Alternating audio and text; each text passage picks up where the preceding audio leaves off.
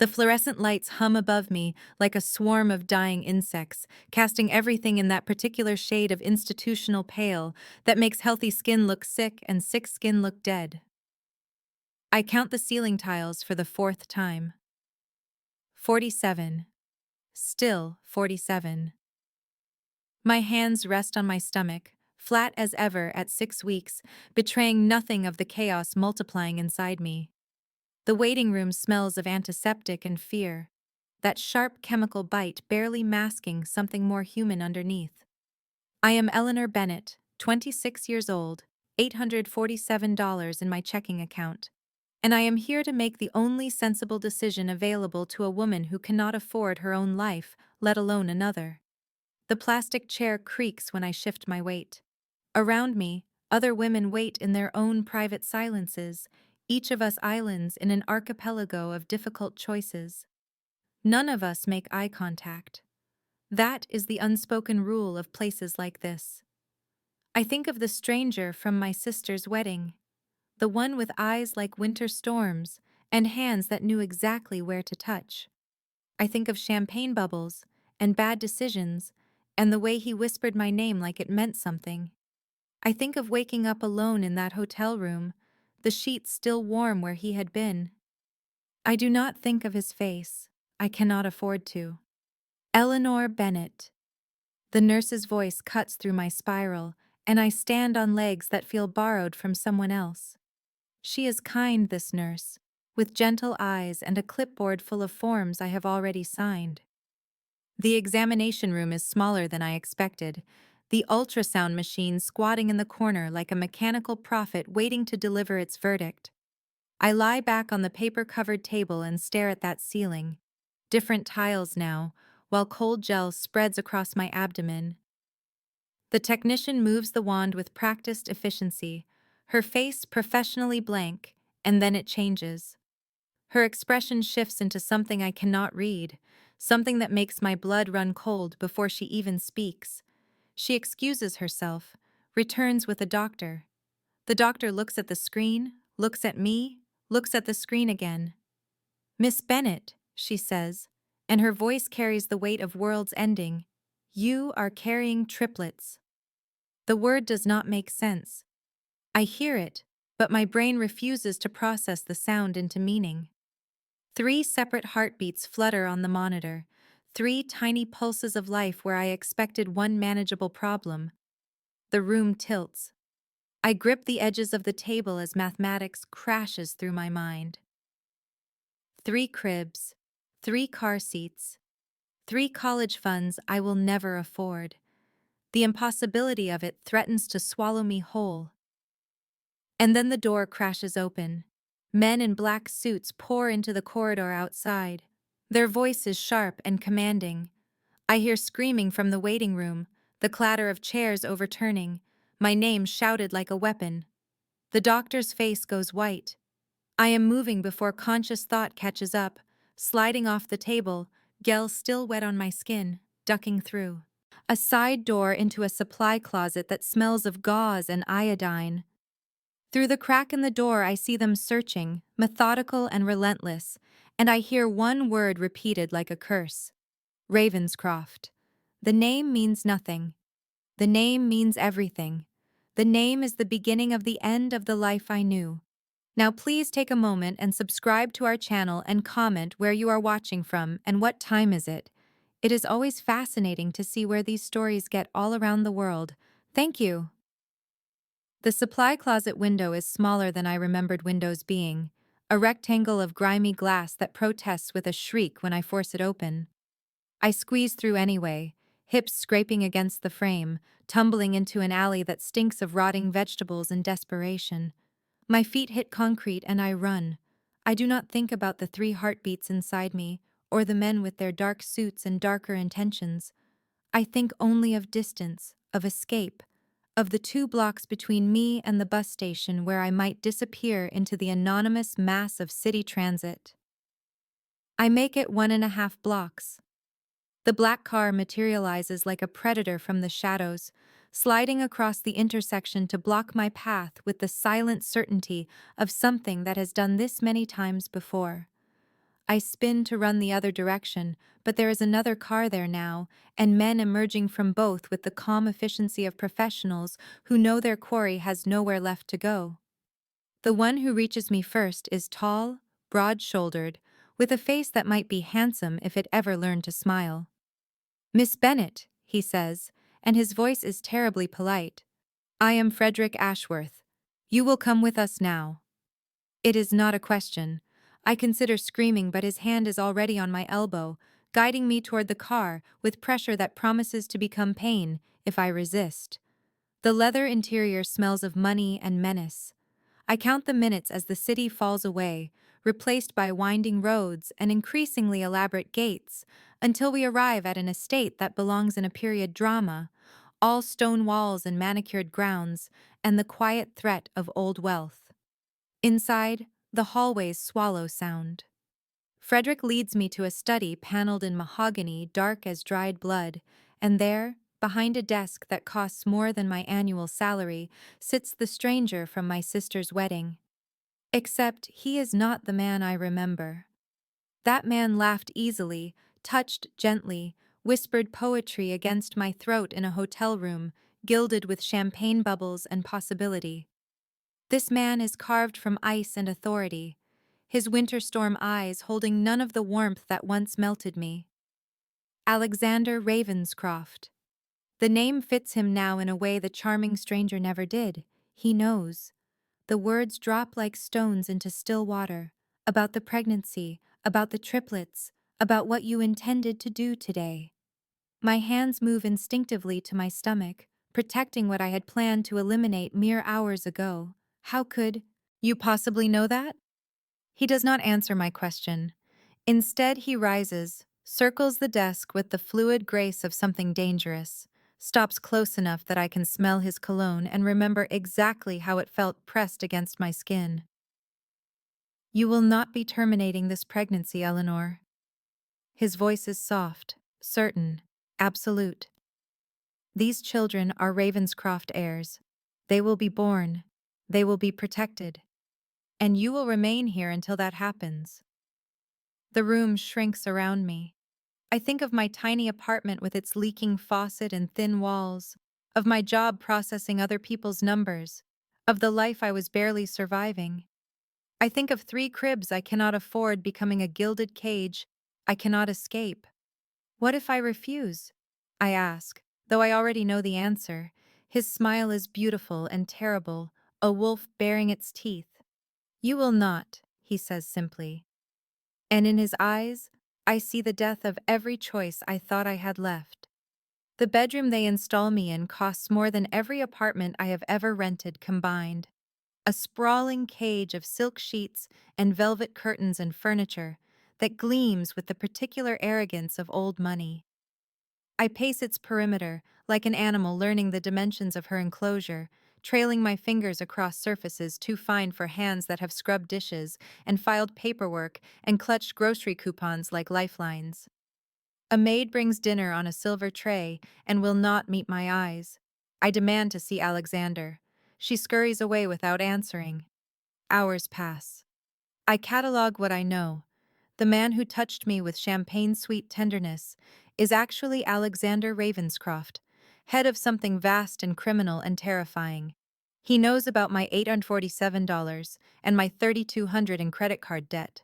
He knows about my mother who stopped calling after Dad left, and my sister who married rich and forgot where she came from. He knows I am 6 weeks pregnant with his triplets, 3 impossible lives growing where I plan to have none. The power imbalance crushes my chest like a physical weight, this asymmetry of information that leaves me naked while he remains armored in secrets. When darkness falls, I try anyway. The window opens easily enough, but the drop is 2 stories, and I am thinking of the 3 heartbeats, so I find the servants' staircase instead, creeping through shadows that smell of furniture polish and fear. The grounds stretch vast and moonlit, and I run toward the perimeter wall with my heart hammering against my ribs. Run until I reach the fence and the guards who materialize from nowhere and the hands that grip my arms with professional efficiency. They do not hurt me. They do not need to. The message is clear enough.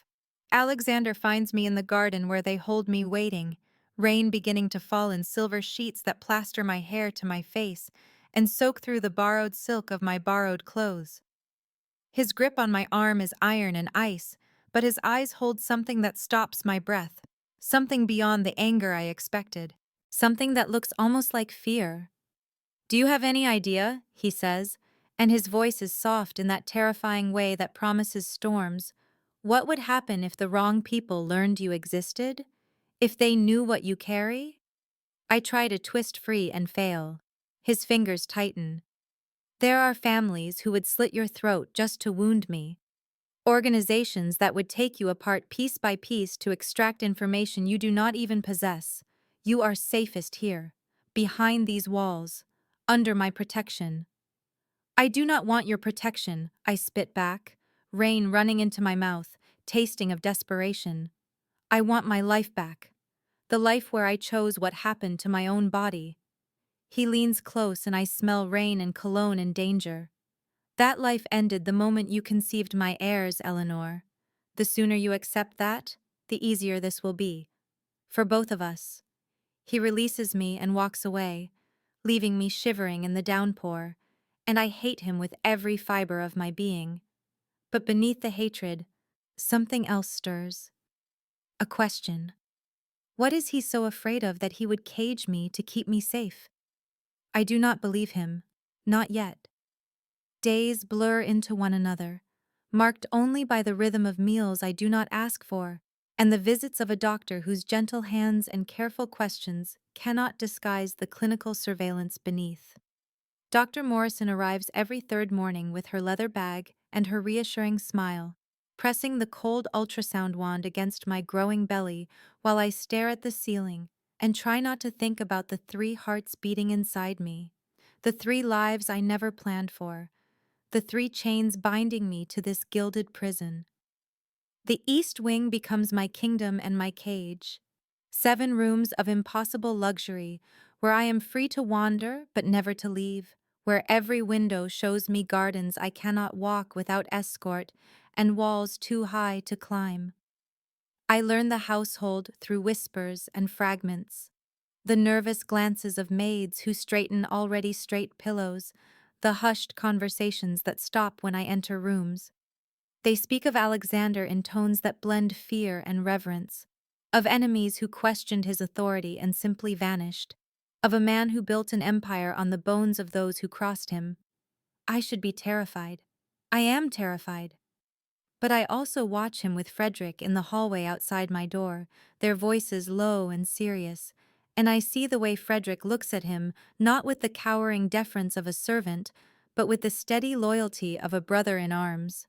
I catch Alexander watching me across the breakfast table he has started joining, his winter eyes tracking my movements with an expression I cannot name, something that shifts like clouds across a frozen lake when I meet his gaze directly. The contradiction of him haunts me, the ice and the intensity, the threats wrapped in silk provisions. On the 5th evening, nausea rises without warning, a violent wave that sends my fork clattering against fine china and my hand flying to my mouth. The room tilts and I grip the table edge, fighting the rebellion of my own body, humiliated by this weakness in front of him. Then he is there, somehow already beside me, his hand warm on my back as he guides me to the settee by the window. "Breathe," he says, and his voice is different now, stripped of command and authority, holding only quiet instruction. He brings water in a crystal glass and presses it into my trembling fingers.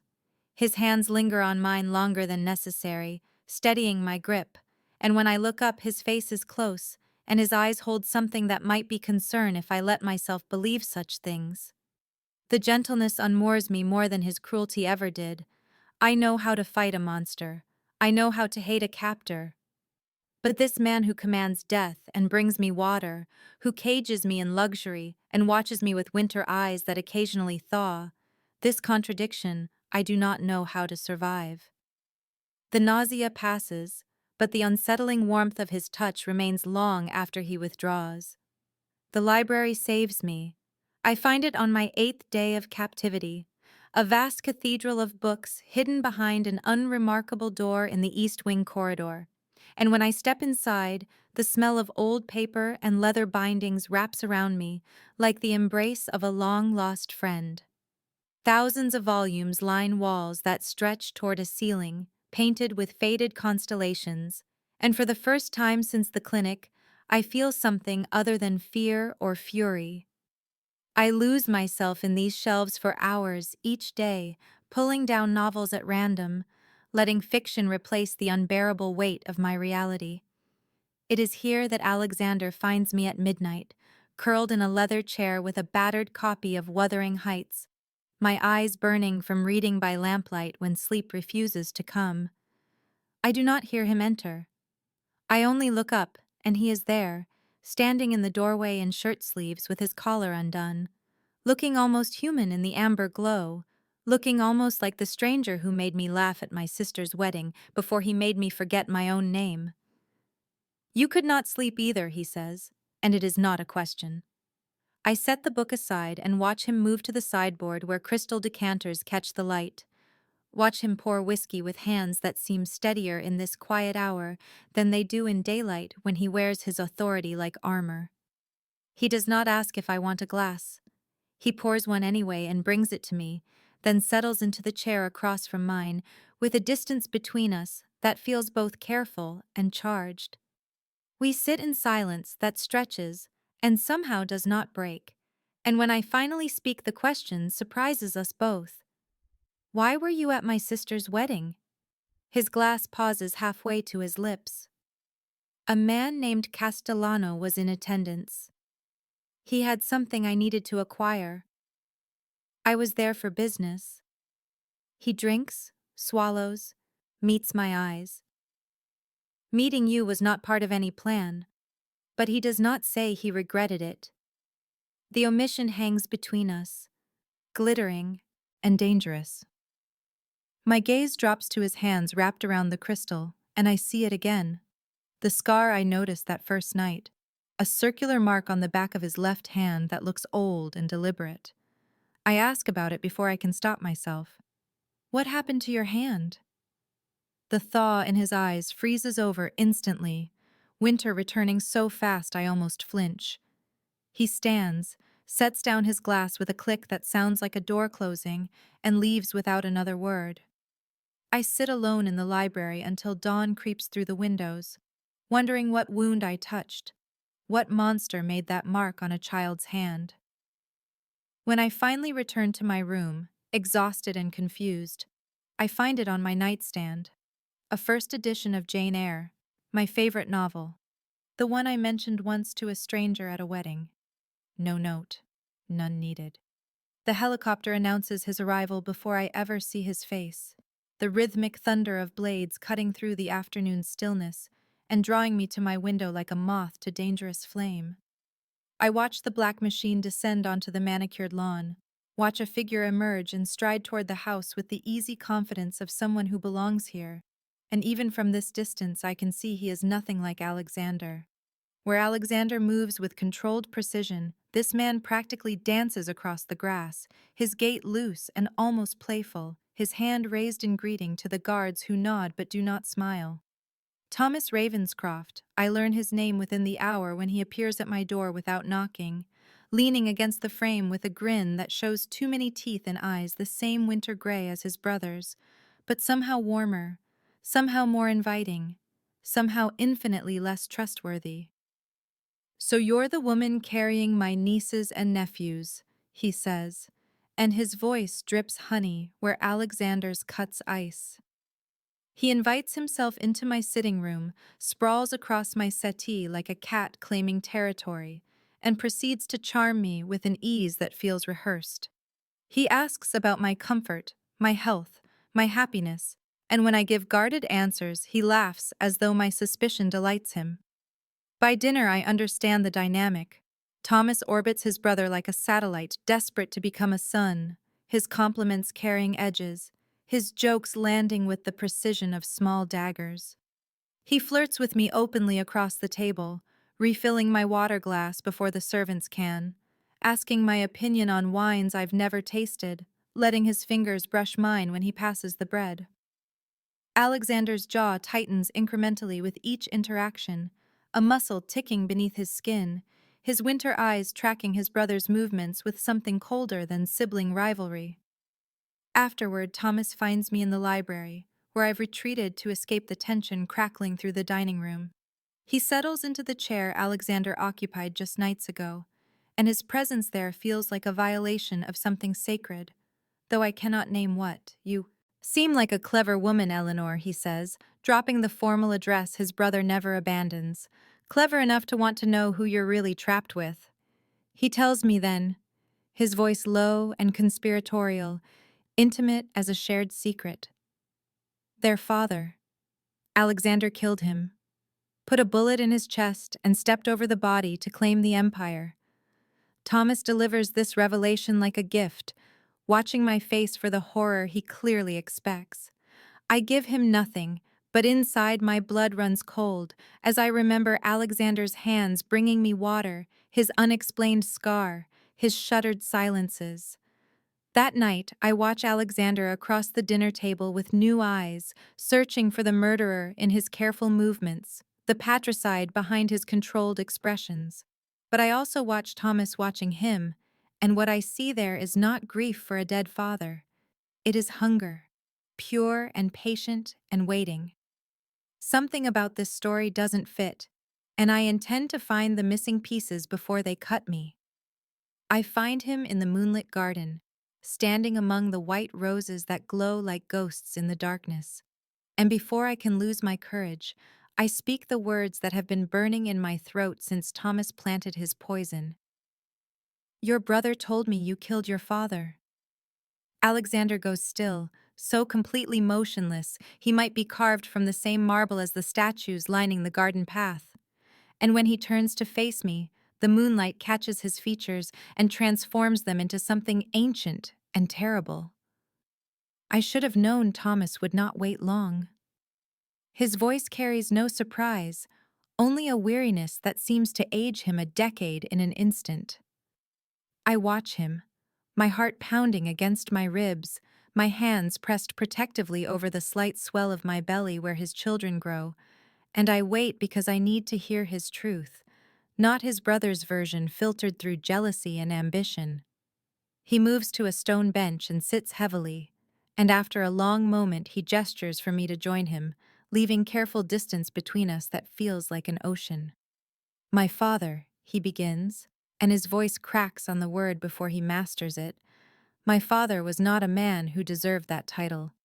He was a monster wearing expensive suits, attending charity galas, shaking hands with politicians while his family lived in terror behind closed doors. My mother learned to apply makeup to cover bruises. I learned to draw his attention away from her, away from Thomas, to make myself the target so they might be spared. He pauses, and in the silence I hear crickets singing and somewhere distant, an owl calling, the peaceful sounds of night that seem obscene against the horror in his words. Thomas was 6 when our father died, Alexander continues, too young to remember the nights our mother spent locked in the wine cellar for displeasing him, too young to remember the doctor who came in secret to set her broken arm. He remembers only that his father smiled at him, brought him presents, called him his little prince. He does not know what that man truly was. Alexander lifts his scarred hand into the moonlight, and I see the circular mark clearly now, the deliberate cruelty of it. I was 7 years old. I spilled wine on the tablecloth during a dinner party. He held my hand down and pressed his cigarette into it while the guests pretended not to notice. That was the moment I knew that someday I would have to stop him, or he would destroy us all. Tears burn my eyes as the pieces finally fit together. As the monster I feared reveals himself to be a boy who grew up in hell and found the only exit he could. When our mother was dying, Alexander says quietly, she made me promise to protect Thomas. Even after everything, she wanted her sons to have each other. So I have kept his father's memory clean for him. Let him believe I am the villain, because she asked me to. I reach across the distance between us and take his scarred hand in mine. He flinches at the contact, then holds on like I am the only solid thing in a world made of shadows. I do not forgive the danger that surrounds him, the empire built on violence, the cage he has made my home. But I understand now the boy who built those walls, and understanding changes everything. The weeks blur together like watercolors bleeding into one another, each day adding new brushstrokes to the portrait of my changing life within these walls.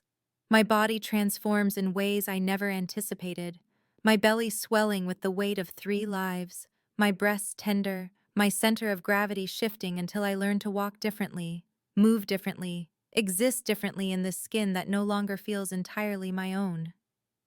Alexander notices every change before I do, appearing at my elbow when I reach for something on a high shelf, materializing beside me when I climb stairs too quickly and lose my breath, his hand finding the small of my back with an intimacy that has become as natural as breathing and twice as necessary.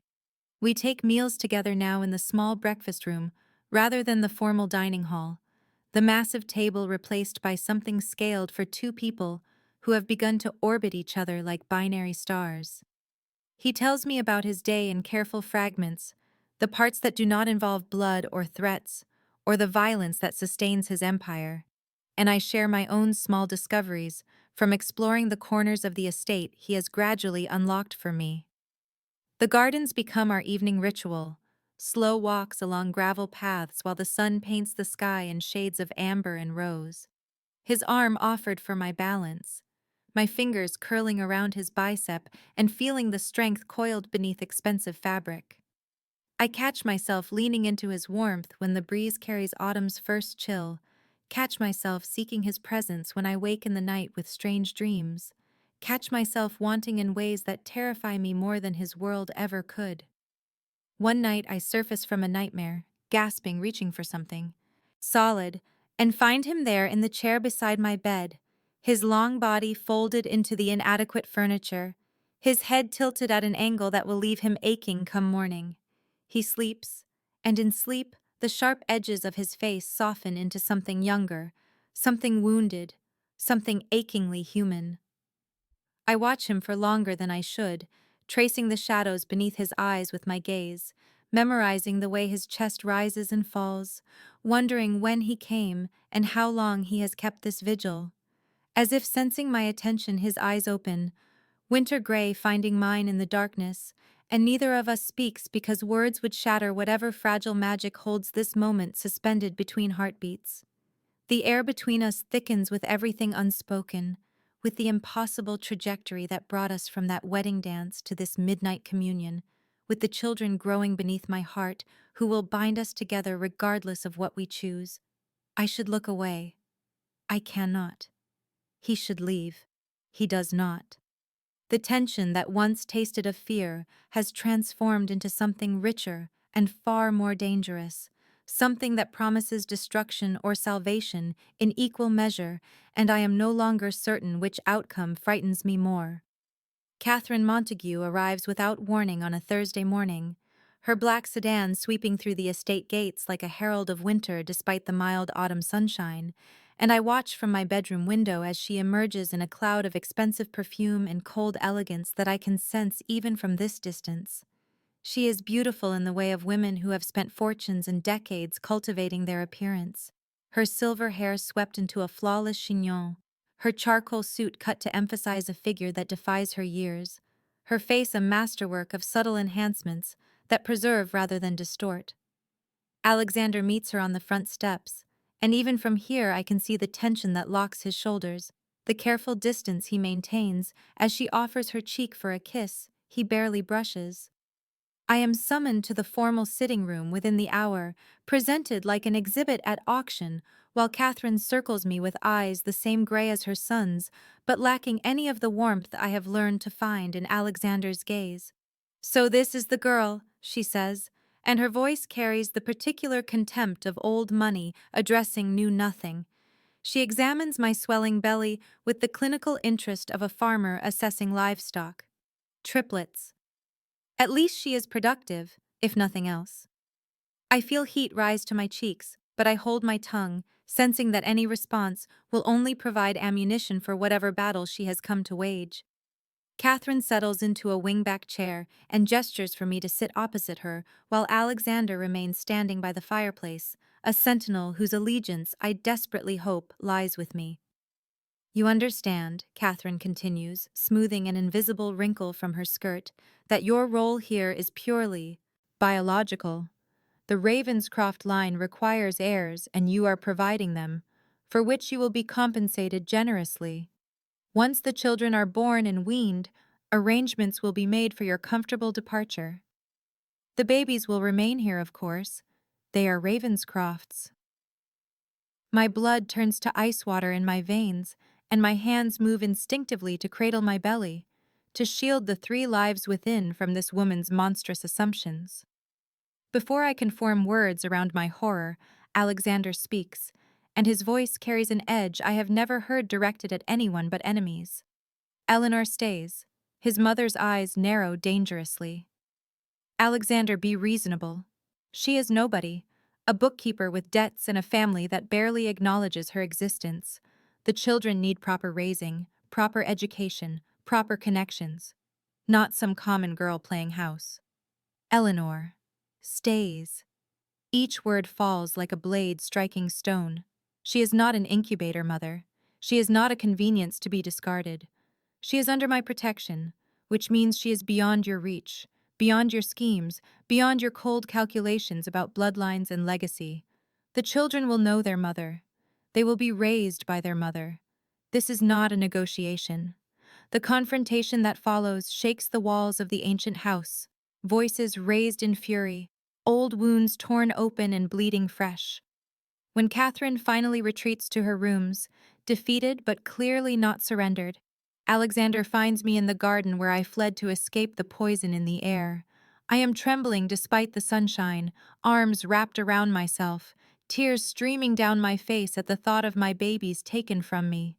He cups my face in his hands, thumbs brushing away the tears, and his forehead comes to rest against mine, in an intimacy that speaks louder than any declaration. No one will take your children, Eleanor. No one will force you from them. I swear it on my life. I believe him. God help me. I believe every word. The emerald silk slides over my skin like cool water as I stare at my reflection in the full-length mirror, scarcely recognizing the woman who gazes back at me with wide eyes and flushed cheeks, and a belly that swells beneath the flowing fabric like a promise made visible. Alexander sent the gown without explanation, delivered by a maid who laid it across my bed with reverent hands, and when I emerged from my room to find him waiting at the foot of the stairs, his expression stopped my breath in my throat. He looks at me now the way a man looks at something precious and fragile and desperately wanted, his winter-gray eyes traveling from the loose waves of my hair to the subtle sparkle at my ears, to the way the dress clings and flows and transforms me into someone who belongs in his world. You are stunning, he says, and the roughness in his voice tells me the words cost him something to speak aloud. The gala blazes with light and danger in equal measure, crystal chandeliers casting rainbows across marble floors, while men in tailored suits conduct conversations laden with threats beneath their pleasant smiles.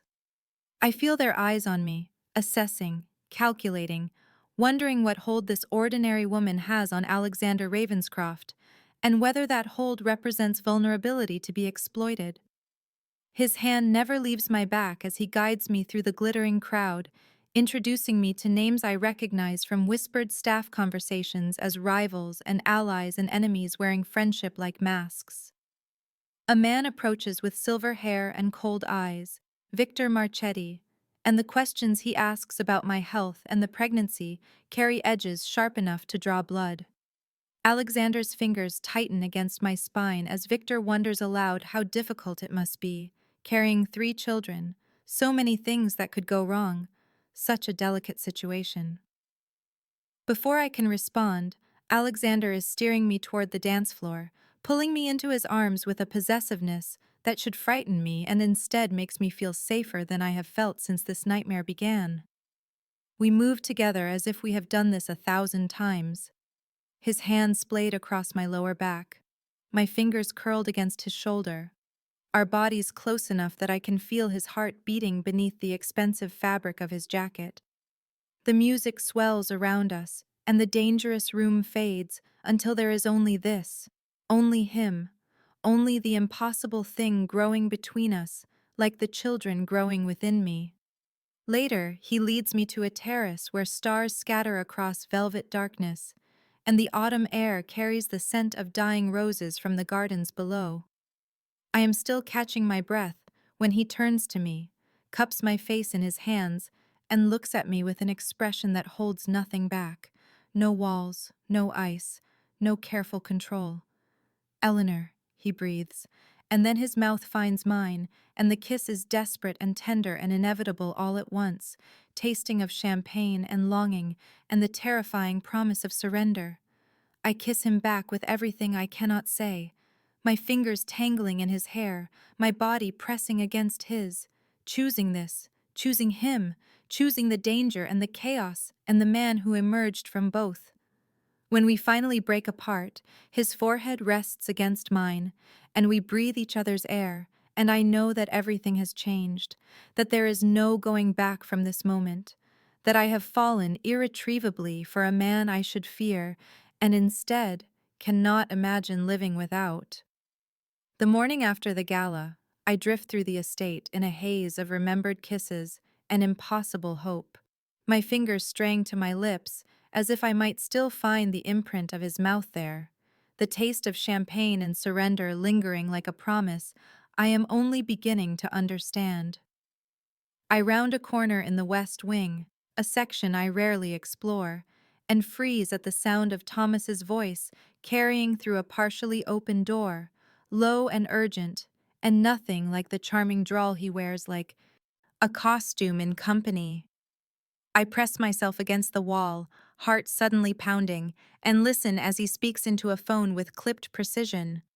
The shipment routes, yes, all of them. And the warehouse locations on the south side. I have the schedules for the next 3 weeks, enough to cripple his operations entirely if your people move fast. A pause, and then laughter that holds no warmth. Of course, the Marchetti family will have their revenge for last year. Consider this my gift, my down payment on our future arrangement. My blood turns to ice in my veins as I realize what I'm hearing, as the pieces click together with sickening clarity. Thomas selling his brother's secrets to the very man whose cold eyes assessed me at the gala like I was already a corpse. I must make some sound, some sharp intake of breath or rustle of fabric, because suddenly the conversation stops and footsteps approach the door, and before I can flee, Thomas appears in the doorway with an expression that strips away every charming smile he has ever offered me.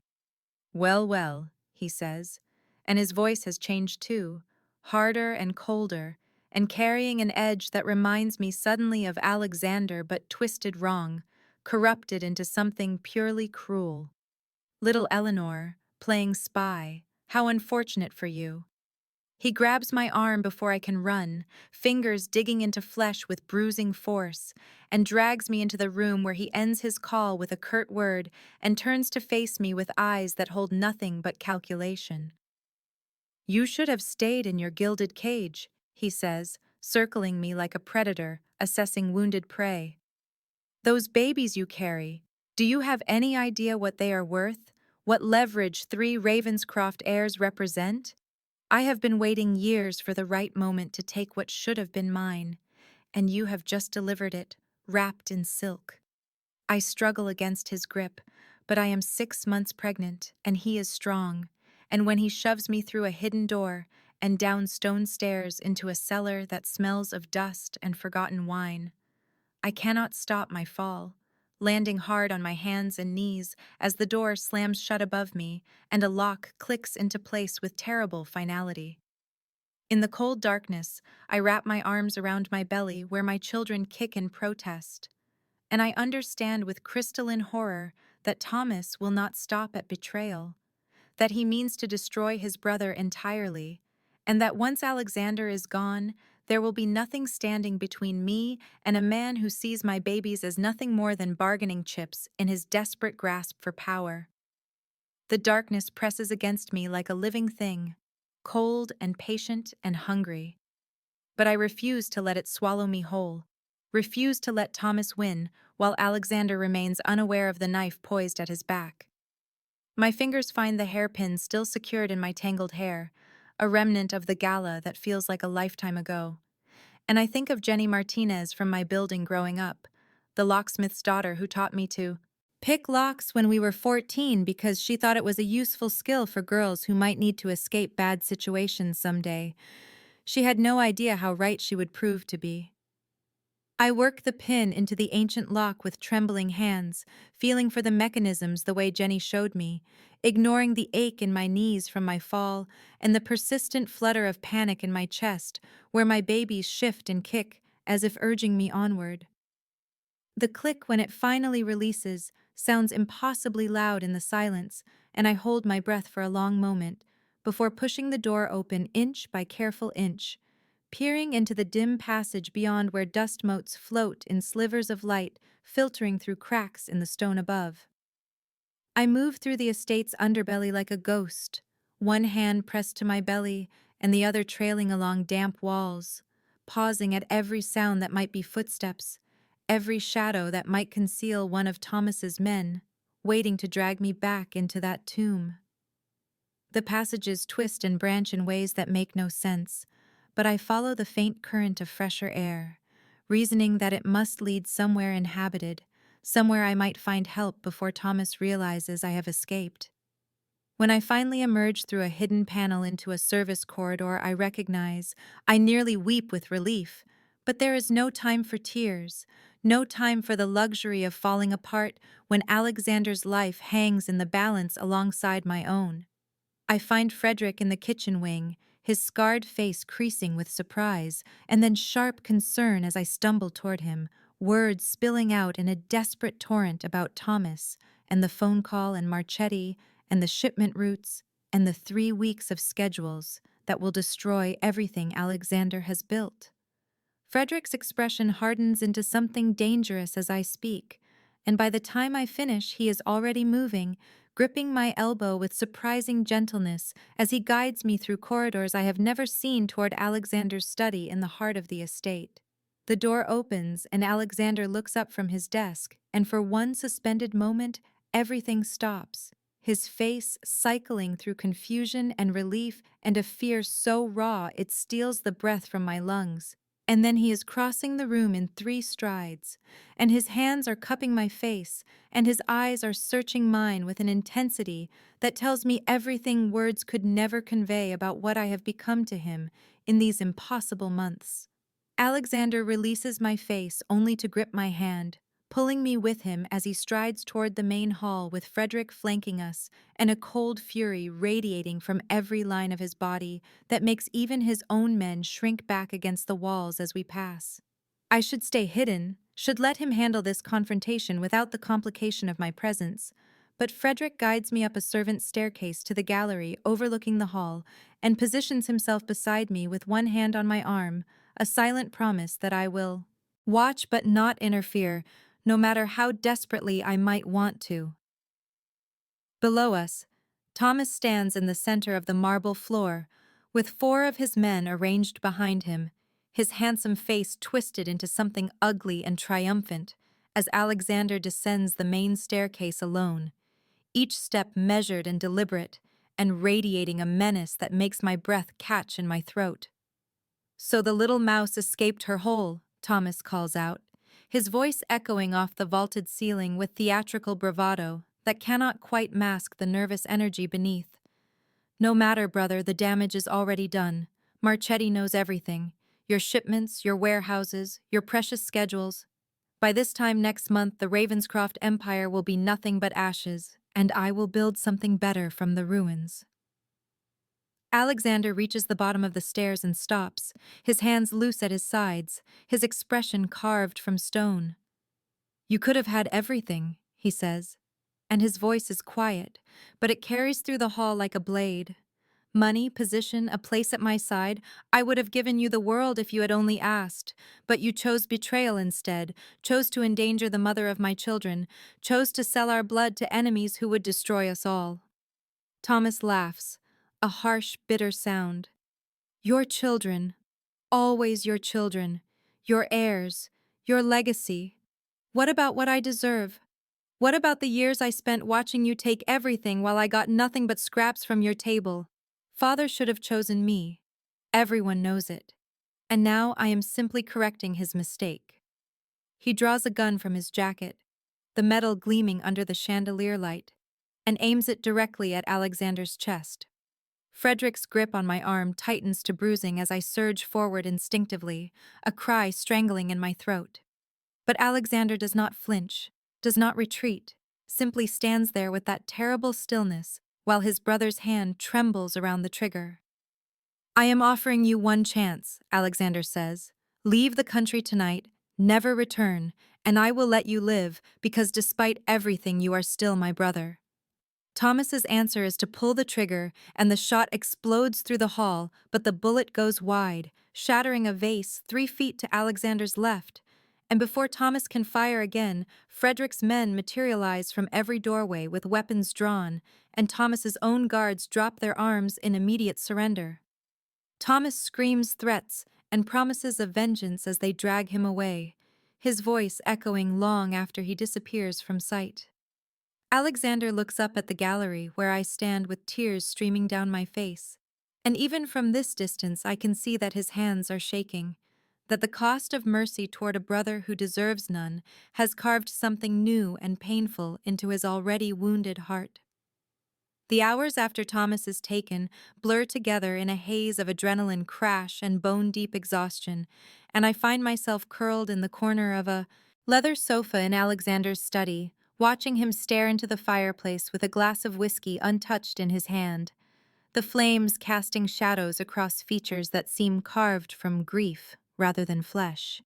He gave the order himself, exile rather than execution, a private plane to somewhere far enough that Thomas can never return, and I watched the conflict tear through him as he spoke the words that would spare the brother who tried to destroy everything he loves.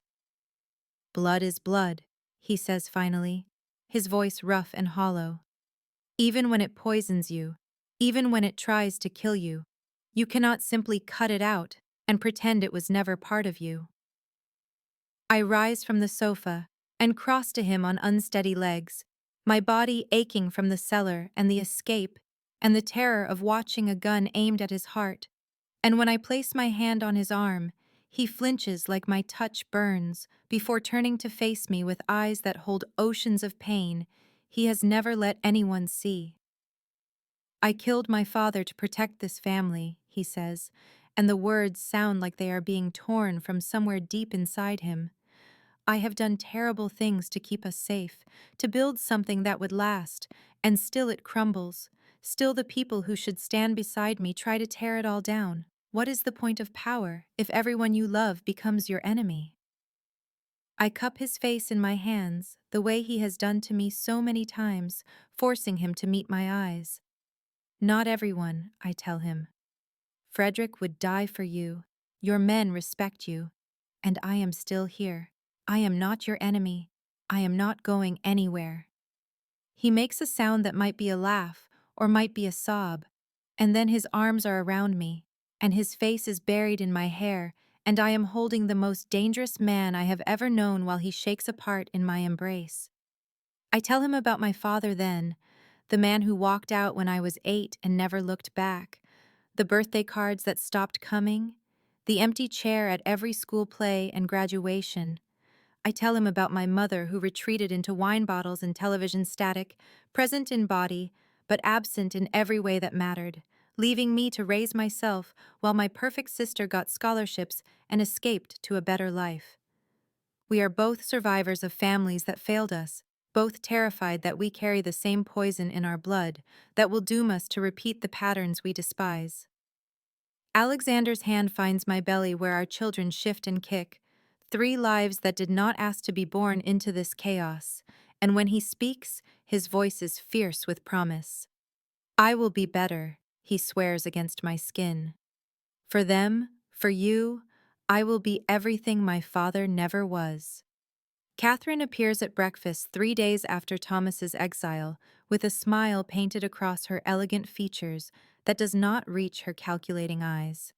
And I watch her pour tea for Alexander with trembling hands that she attributes to grief over her youngest son, but that I recognize as barely contained rage simmering beneath her. Porcelain composure.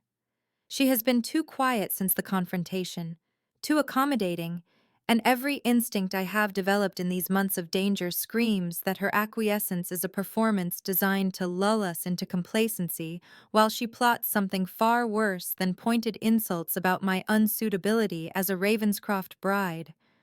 I find the first clue by accident when retrieving a dropped napkin from beneath the dining room sideboard, my fingers brushing against paper that should not be there.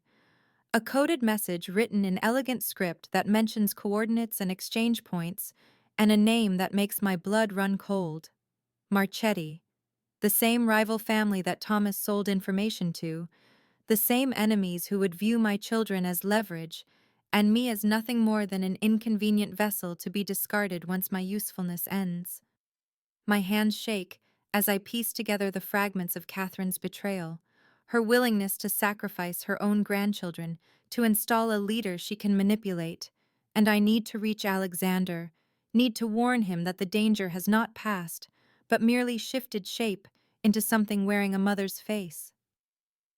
Catherine intercepts me in the hallway outside Alexander's study with that same painted smile, her hand closing around my wrist with surprising strength for a woman who appears so fragile. "You look pale, my dear," she says, and her voice drips with false concern. "The doctor left your prenatal vitamins, and I do think you should take them now. Stress is so harmful for the babies." I try to pull away, but her grip tightens, and two of her personal staff materialize behind me with expressions that hold no kindness, and I realize too late that the trap has already closed around me. She presses a pill into my palm, watches with glittering eyes as her men ensure I swallow it. And within minutes the world begins to blur at the edges, my limbs growing heavy, my thoughts scattering like startled birds. I call out for Alexander, but my voice emerges as barely a whisper, and the last thing I see before darkness claims me is Catherine's satisfied smile, the expression of a woman who believes she has finally won the game she has been playing since the moment she learned her son had chosen someone she deemed beneath the Ravenscroft name. I wake to the rumble of tires on rough road, my wrists bound with zip ties that bite into swollen skin, my body curled in the back seat of a vehicle I do not recognize with men I have never seen speaking in low voices about delivery points and payment schedules, and what to do with the woman once the children are extracted. My babies kick frantically inside me as if they sense the danger we are hurtling toward, and I bite down on my terror until I taste blood, refusing to give these strangers the satisfaction of my screams while I desperately search for any path toward survival. Frederick finds Alexander in the study staring at the empty chair where Eleanor sat just hours ago reading aloud from a book of poetry while he pretended to work on accounts, and the moment Frederick speaks the words, "She is gone," Alexander's entire body transforms from controlled stillness into something feral and desperate that Frederick has never witnessed in all their years together. Not when Alexander pulled the trigger on his own father, not when Thomas betrayed everything, not even when rival families threatened war and destruction on everything the Ravenscroft name had built. Alexander tears through the estate like a hurricane given human form, interrogating staff with a voice that cuts like broken glass until a trembling maid confesses she saw Catherine's personal guards escorting Eleanor toward the service entrance, saw Eleanor stumbling as if her legs would not obey her, saw the black vehicle waiting with its engine running, and its windows dark as secrets. The cold calculation that has made Alexander legendary in the criminal underworld shatters completely when he finds the coded message Eleanor had discovered still clutched in her abandoned cardigan, the evidence of his mother's treachery spelled out in elegant handwriting that he recognizes from birthday cards and formal correspondence, and the note she left when she abandoned him to his father's brutality at age 12 to preserve her own comfort.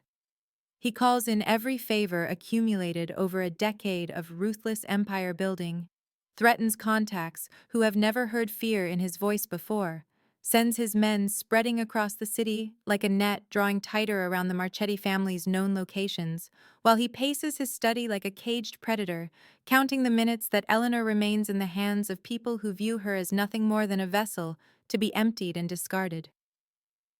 Frederick stands in the doorway watching his boss and oldest friend unravel, and finally speaks the question that hangs between them. "What is she to you?" he asks, and Alexander stops pacing, and the answer that emerges sounds like it is being torn from somewhere deep in his chest, where he has locked away every vulnerable thing since childhood. "I love her," Alexander says, and the words hang in the air like a confession and a revelation and a battle cry all at once. "Not just because she carries my children, not just because she is brave and fierce and sees through every wall I have built. I love her, Eleanor, the woman who fights me and challenges me and makes me want to be worthy of something beyond power and fear." Frederick nods once and doubles his efforts on the communication channels, while Alexander loads weapons with hands that shake with rage rather than fear. And within 4 hours, they have a location. A warehouse on the eastern docks controlled by Marchetti soldiers who have no idea what is coming for them.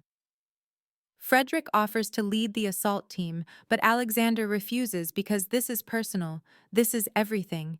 This is the woman he loves, and the children she carries, and the future he never believed he deserved until she looked at him like he was more than a monster. He goes himself into the darkness, leaving Frederick in command of the empire that suddenly means nothing compared to one woman's safety. And the night swallows him whole as he drives toward either salvation or destruction with Eleanor's name burning like fire in his chest. The warehouse smells of rust and seawater, and the particular staleness of spaces where desperate deals are made in shadows, and I count 6 men through my half-closed eyes while I pretend to still be unconscious, their voices carrying across the concrete floor as they debate my worth in terms that reduce me to nothing more than a container for valuable cargo that they have not yet decided how to extract. My wrists burn where the zip ties have cut into flesh, swollen from hours of restricted circulation, and my babies shift restlessly inside me as if they sense the danger pressing in from every direction. 3 small lives depending on me to find a way out of this nightmare that Catherine Montague delivered us into with her painted smile and poisoned vitamins. The men argue about timelines and payments, and whether the Ravenscroft heir situation is worth the inevitable retaliation, and I file away every detail, every name, every scrap of information that might help me survive the next hour. Because survival is all I can focus on when the alternative is unthinkable. Then the first gunshot shatters the stale air, and everything erupts into chaos. Men scrambling for weapons and cover, while more shots crack through the night in a rhythm I recognize somehow in my bones as rescue rather than rival assault. And I curl myself smaller around my belly and pray to whatever forces govern the universe of dangerous men and the women foolish enough to love them. The warehouse door explodes inward, and Alexander comes through like wrath given human form, his movements precise and lethal, in ways I have never witnessed but always sensed lurking beneath his controlled exterior. And he cuts through the Marchetti soldiers with an efficiency that should terrify me, but instead floods my chest with desperate relief because he came, he found me, he is here. 2 men fall before they can raise their weapons, and a third drops when Alexander's bullet finds him mid-stride and the remaining guards scatter like rats abandoning a sinking ship, their loyalty to the Marchetti family evaporating in the face of a predator who has nothing left to lose. Alexander reaches me in 4 strides, and his hands are slick with blood when they cup my face, but his touch is so gentle it breaks something open in my chest, and his voice cracks on my name. "Eleanor." Are you hurt? The babies? Tell me. I am okay. I manage through the tears. I cannot stop. We are okay. And his forehead drops to mine for one shuddering breath before he produces a knife and slices through my bonds with hands that tremble despite their deadly skill. He lifts me like I weigh nothing, cradles me against his chest with my arms, locked around his neck, and carries me out of that warehouse over the bodies of men who would have sold me and stolen my children and never thought twice about either crime. I do not look back at the carnage. I look only at Alexander's face, at the tears he does not bother to hide, at the love I can finally see written in every desperate line of his expression, and I know with perfect certainty that I will never doubt his devotion again. The estate wraps around me like a sanctuary I never expected to need, and the doctor finishes examining me with gentle hands and reassuring words about the babies being strong and healthy, despite everything their mother endured in that warehouse. And Alexander hovers in the doorway, watching every movement with eyes that have not left my face since he carried me out of that nightmare, and into the car, and up the stairs, and into this bed, where I finally feel safe enough to breathe. Frederick reports that Catherine has been located attempting to flee the country with funds she embezzled from family accounts, and Alexander's jaw tightens at the mention of his mother, but his attention remains fixed on me as if I might disappear again if he looks away for even a moment. The house feels different now, cleaner somehow, the shadows that lurked in corners dispersed by the removal of those who wished me harm. And when the doctor finally leaves and the guards resume their posts and the night settles into quiet around us, Alexander sits on the edge of my bed and takes my hand in both of his and speaks words I never expected to hear from a man who built an empire on control and power and never showing weakness. I am giving you a choice, he says, and his voice breaks on the word in a way that tells me how much this offer costs him. I can set you up somewhere safe, anywhere in the world you want to go, a home and security and everything you and the children will ever need, and I will never contact you, never intrude on your life, never ask for anything except occasional photographs so I know they are growing and healthy and happy. His hands tremble around mine, and I see the effort it takes for him to continue, to offer me the freedom he once refused, to give me the choice that should have been mine from the beginning. You deserve a life without danger, he says, without enemies who would use you to hurt me, without the weight of what I am and what I have done pressing down on every moment of every day. And I love you too much to trap you in a cage just because I cannot bear to let you go. The word love hangs between us like something fragile and precious. And I look at this man who killed for me, who cried for me, who is breaking his own heart to give me wings, and I know with absolute certainty what my answer will be. I pull my hand from his grip and cup his face instead, feel the stubble rough against my palms, and the dampness on his cheeks that he cannot hide, and I kiss him with everything I have, every fear transformed into faith, every doubt dissolved into devotion, every moment of our impossible journey leading to this single perfect choice. I choose you, I whisper against his lips. I choose the danger and the empire and the complicated, terrible, beautiful life. I choose you, Alexander, not because you are safe, but because you are mine. He holds me like I am everything, and I know that I am, and Catherine will be exiled like Thomas before her, and the old guard will be cleared away, and something new will rise from the ashes of everything that tried to destroy us. The pain comes 4 weeks early, and it comes like a storm, crashing through my body at 3 in the morning, with a ferocity that rips me from sleep and leaves me gasping Alexander's name into the darkness of our bedroom. And he is awake and moving before the echo fades, his hand finding the light switch while his eyes find my face, and I see the moment he understands what is happening, the moment fear floods those features I have learned to love in all their sharp and shadowed planes.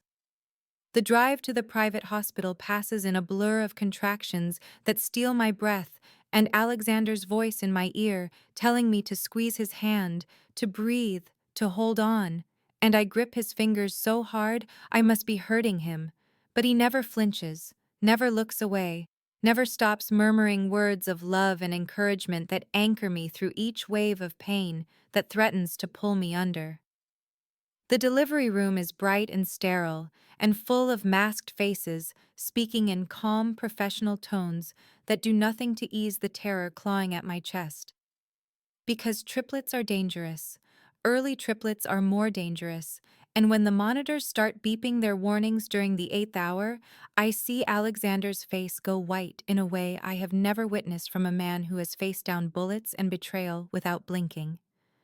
The doctors move faster, and their voices sharpen, and someone mentions emergency procedures, and Alexander's hand crushes mine as he leans close and tells me I am the strongest person he has ever known, that I can do this, that our children need their mother and he needs me, and I am not allowed to leave him now, not after everything we have survived to reach this moment.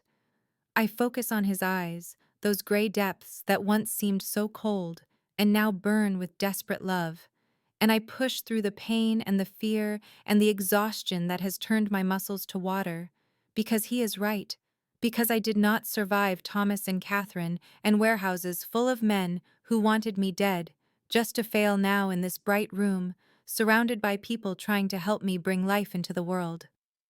The first cry splits the air at hour 16, and something in my chest cracks open, and the second follows 12 minutes later, and the third comes after complications that add another 2 hours of terror before finally, a tiny wail announces that all 3 of my children have arrived, screaming their protest at being evicted from their warm, dark home. 2 boys and a girl, the doctor announces, and I am crying so hard I can barely see them when the nurses place the first warm bundle against my chest, but I feel them, feel the impossible miracle of their weight, and their warmth, and their furious little heartbeats pounding against my skin. Alexander kisses my forehead with trembling lips, and then kisses each tiny forehead in turn, and when I look at his face, I see tears streaming down his cheeks in silver tracks. He makes no effort to hide, and this man who commands an empire and inspires terror in his enemies is weeping openly at the sight of his children, our children, this family we built from chaos and danger, and one accidental night that changed everything forever. Perfect, he whispers against my hair. They are perfect. You are perfect. Everything is perfect. And I believe him because in this moment, holding our babies while he holds us all, perfection is the only word that fits. The nursery is chaos in the best way. Toys scattered across the plush carpet like colorful landmines, and the mobile above the crib spinning lazy circles, while 3 sets of lungs compete to see who can shriek loudest in what I have learned to interpret as pure unbridled joy rather than distress. And I lean against the doorframe with my coffee growing cold in my hands, watching the most feared man in the city lying flat on his back, while James gnaws on his finger, and William attempts to climb his chest, and Charlotte sits on his stomach babbling in the secret language she has invented that somehow makes her father respond, as if he understands every syllable. 6 months since they arrived screaming into this world, 6 months of sleepless nights and endless feedings, and more happiness than I ever thought possible for a woman who once sat in a clinic waiting room, convinced she had no future worth building. And Alexander Ravenscroft, the head of the Ravenscroft Syndicate, the man whose name makes grown men tremble, is currently making a sound like a dying whale because Charlotte finds it hilarious, and her giggle is apparently worth any sacrifice of dignity. He catches me watching, and the smile that breaks across his face is the rare and real one, the one that erases the sharp edges and the shadows, the one I have learned to treasure above diamonds and silk and all the luxuries his world provides, because this smile is mine alone, earned through blood and terror and choices made in the dark when easier paths beckoned. Frederick appears behind me with reports that need signing and threats that need addressing because the Empire does not pause for fatherhood, but Alexander waves him away without looking up, because William has just discovered how to grab hair and the resulting tangle requires immediate diplomatic intervention. Later, when the chaos subsides and three milk-drunk babies sleep in their cribs with their tiny fists curled and their tiny chests rising and falling in perfect rhythm, Alexander finds me in the sitting room watching the city. Lights glitter beyond the window like scattered jewels, and he sits beside me and takes my hand and produces from his pocket a ring that catches the lamplight and fractures it into rainbows across the walls. Not a demand this time, not a command or a requirement or a condition of my continued safety, but a question in his eyes that holds more vulnerability than I ever saw during gunfights and betrayals and all the violence that brought us to this moment. "Will you?" he begins, and I say yes before he can finish, because I have been saying yes to him in 1,000 small ways every day since I chose to stay. Since I chose him over safety and love over logic, and this terrifying, beautiful life over the ordinary one I once thought I wanted. He slides the ring onto my finger and kisses me soft and deep and full of promise, and outside the window, the city sprawls with all its dangers and enemies and complications. But inside this room, there is only us, only love hard-won and freely given. Only the family we built from one accidental night at a wedding where I met a stranger who became my captor, who became my protector, who became my everything. I went to that clinic to end an unexpected pregnancy, and instead found an unexpected life, chose it, fought for it, nearly died for it, and I would do it all again without hesitation, because this is where I belong, here in the chaos and the danger and the overwhelming love, with him, with them, forever and always, and whatever comes next.